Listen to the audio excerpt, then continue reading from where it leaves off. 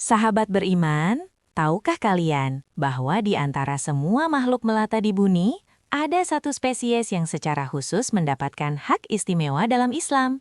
Statusnya bukan sekedar peliharaan biasa, namun ia adalah makhluk yang paling sering hidup berdampingan dengan manusia, bahkan di masa Rasulullah Shallallahu Alaihi Wasallam.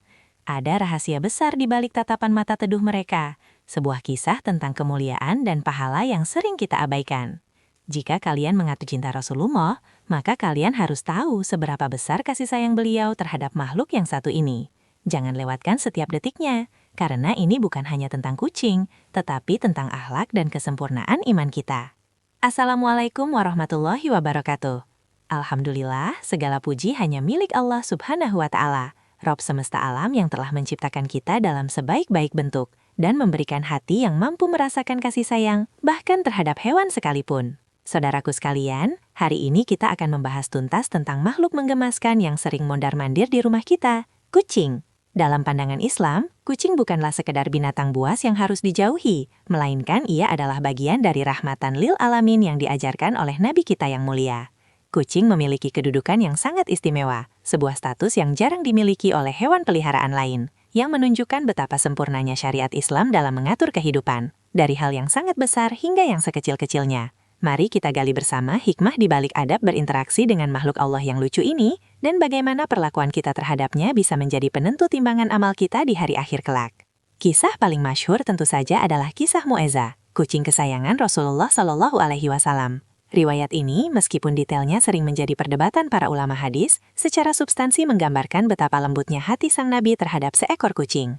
Mu'ezzah bukan hanya sekedar peliharaan, tetapi ia adalah teman setia yang selalu menemani. Rasulullah Shallallahu Alaihi Wasallam mengajarkan kita bahwa kasih sayang tidak mengenal batas spesies. Jika kita mengaku umat beliau, maka akhlak terpuji ini harus kita tiru, yaitu menyayangi dan menghormati setiap ciptaan Allah, terutama yang telah menjadi bagian dari kehidupan kita sehari-hari. Pernah dengar cerita yang sangat mengharukan tentang Nabi Muhammad Shallallahu Alaihi Wasallam yang rela memotong bagian lengan jubah beliau? Dikisahkan, ketika Mu'ezzah sedang tertidur lelap di atas lengan baju beliau saat beliau hendak bangkit untuk sholat atau suatu keperluan, alih-alih membangunkan atau mengusir kucing tersebut, Rasulullah Shallallahu Alaihi Wasallam memilih untuk menggunting kain jubahnya.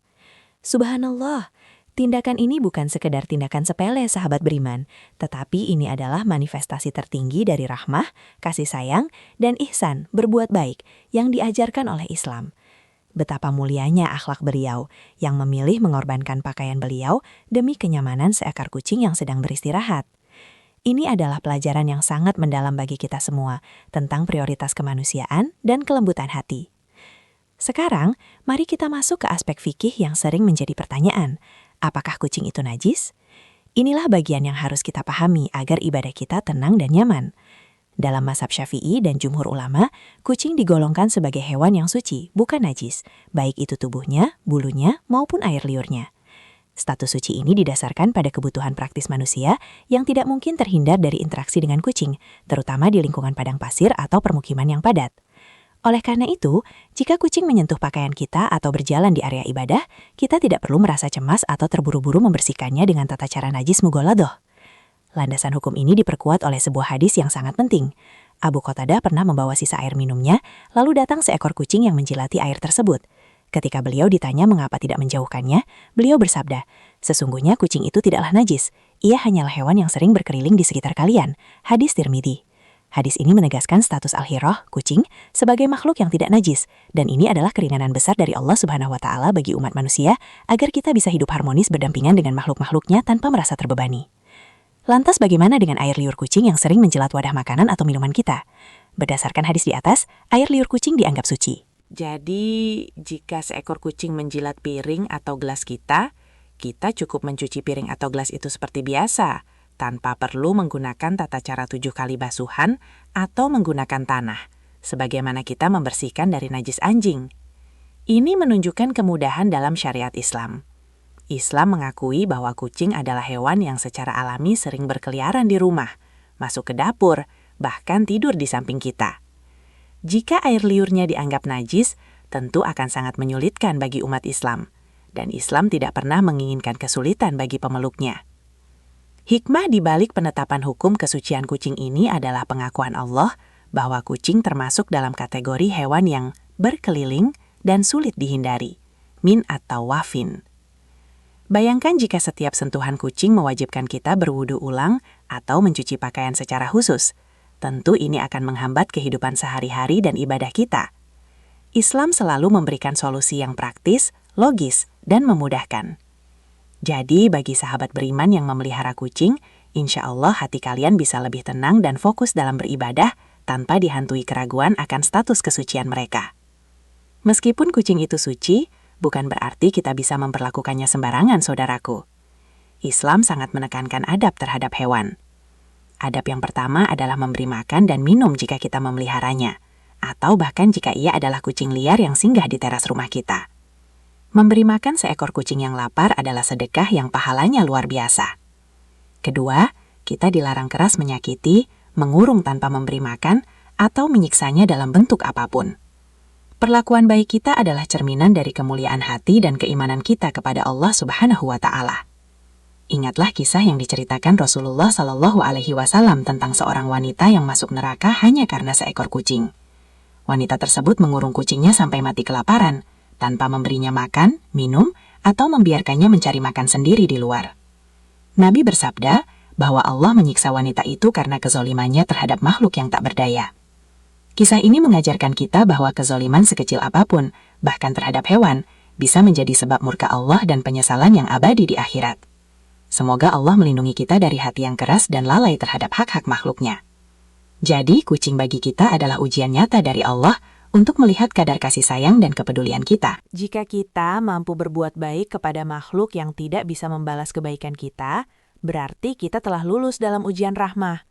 Kucing adalah makhluk yang elegan, namun ia sepenuhnya bergantung pada kebaikan manusia ketika ia menjadi peliharaan atau tinggal di lingkungan manusia. Melalui interaksi kita dengan kucing, kita melatih kepekaan hati, menumbuhkan empati, dan memperkuat sifat pemaaf serta sabar, karena terkadang kucing bisa saja berbuat nakal. Banyak mitos di masyarakat yang mengaitkan kucing dengan pembawa rezeki atau keberuntungan. Sebagai seorang muslim, kita harus meluruskan pemahaman ini. Rezeki sepenuhnya datang dari Allah Subhanahu wa Ta'ala. Namun keutamaan merawat dan memberi makan kucing adalah wasilah atau perantara untuk mendapatkan pahala dan keberkahan dalam hidup. Ketika kita menolong makhluk yang lemah, Allah akan membalas kebaikan itu.